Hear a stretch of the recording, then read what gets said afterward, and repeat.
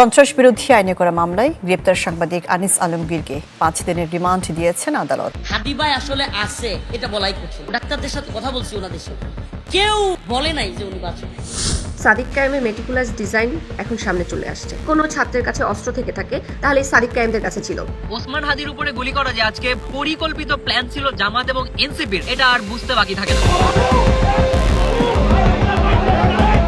ইনকিলাব মঞ্চের মুখপাত্র ওসমান হাদিকে গুলির ঘটনায় সরাসরি জড়িত সাদিক কায়েম।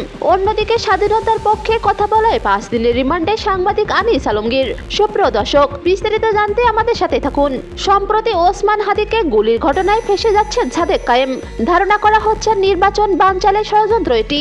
আমরা নির্বাচন চাই না, মানি না এবং হতে দেব না বলে আমরা দ্যাট কন্টেন্ট কথা প্রকাশ করে দিয়েছি। এই নির্বাচন বাংলার জমিনের ভিতরে হতে পারে না, হতে দেওয়া হবে না। আল্লাহ তুমি নির্বাচন দিও না। আল্লাহ আল্লাহ সিদ্ধ দিও। আল্লাহ ডক্টর ইউনূস সাহেবের জীবদ্দশা এই বাংলার জমিনে নির্বাচন দিও না। একটি স্বাভাবিক নির্বাচন অনুষ্ঠান করে স্বাভাবিক পথে ডক্টর ইউনূস যে ক্ষমতা ছাড়তে পারবেন না তা আবারও প্রমাণিত হচ্ছে খোদ রাজধানীর বুকে ইনকিলাব মঞ্চ নেতা ওসমান হাদির গুলিবিদ্ধ হওয়ার ঘটনার মধ্য দিয়ে। এদিকে স্বাধীনতা ও মুক্তিযুদ্ধের পক্ষে কথা বলাই মিথ্যা মামলায় গ্রেপ্তার হয়েছেন সাংবাদিক আনিস আলমগীর। এক কথায় বলবো, সাব্বাস আনিস আলমগীর। আদালতে আনিস আলমগীর কিছু কথা বলেছে। মাননীয় আদালত, আমি সাংবাদিক, আমি ক্ষমতাকে প্রশ্ন করি, যারা ক্ষমতায় থাকে তাদেরকে প্রশ্ন করি।